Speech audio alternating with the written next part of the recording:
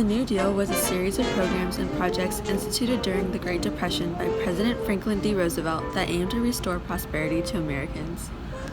When Franklin Roosevelt became president, he offered a new deal for the American people. What was the New Deal? How was it put in place? One of the primary reasons Roosevelt won the presidency in 1932 was because he promised to try and do something to end the economic crisis that the country was facing. As he entered the office, Roosevelt hoped to do three things. First, he hoped to provide relief for the poor and unemployed. Next, he wanted the economy to recover to its normal levels. Finally, he wished to reform from the financial system so that an economic depression would not happen again. Relief, recovery, and reform became known as the 3 R's. To accomplish these goals, Roosevelt implemented a series of government programs in between 1933 and 1939. Some of these programs were approved by Congress, while others he enforced through executive order. Collectively, these programs became known as the New Deal. The New Deal is frequently referred to in two different parts.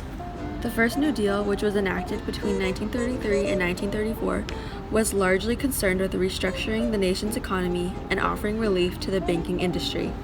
The second New Deal, which was enacted between 1935 and 1938, sought to improve the use of the nation's resources, provided relief for farmers, and created various government work programs. There are many different types of programs that were a part of the New Deal.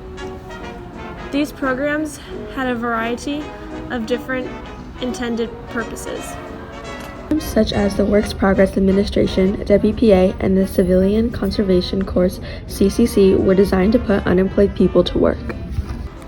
The Social Security Act was created to provide financial relief to the elderly. Meanwhile, the Tennessee Valley Authority, TVA, brought much-needed electricity to rural areas in the South.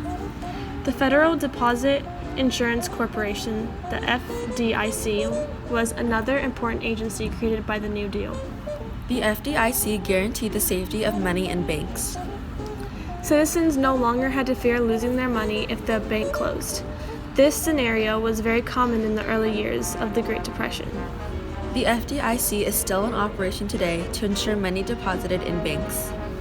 Aside from the FDIC, there are still many government agencies that were created by the New Deal, which still exist. Amongst them are the Federal Housing Administration, FHA, the Federal Crop Insurance Corporation, FCIC, and the Security Exchange Commission, SEC. The Federal National Mortgage Association, the National Labor Relations Board, the Social Security Administration, and the Soil Conservation Service were all created by the President. But not everyone was a fan of the New Deal.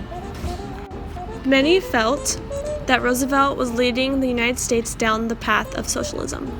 Others saw the New Deal projects as a waste of money and resources.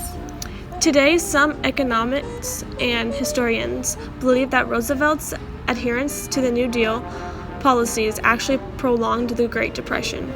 However, New Deal programs did put millions of people to work, providing economic relief for struggling families. The New Deal initiatives also allowed for the construction of roads, schools, parks, hospitals, and many other facilities that were needed throughout the nation. Roosevelt's New Deal fundamentally and permanently changed the U.S. federal government by expanding its size and scope, especially its role in the economy.